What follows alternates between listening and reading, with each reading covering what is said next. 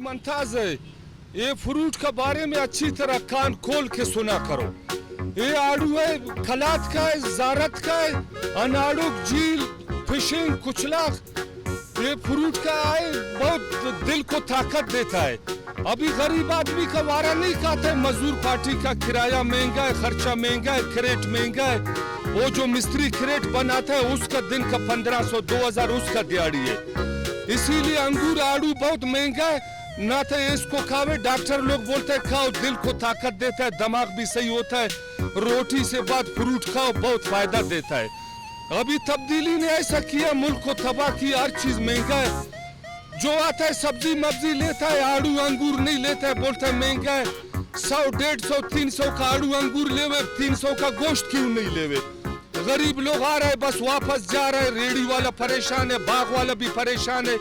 महंगाई बहुत ऊपर चला गया, डॉलर ऊपर हो गया।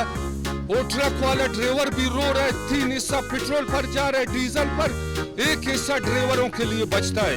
आड़ू अंगूर जारत का है, खलात का है, और फिशिंग कुचलाख से भी आता है। चारों तरफ बलूचिस्तान में फ्रूट बहुत है। बस यही है, महंगा है। अच्छा आड़ू 100 रुपया किलो है, दूसरा वो कमजोर वाला नरम कच्चा वाला 60-70 का है।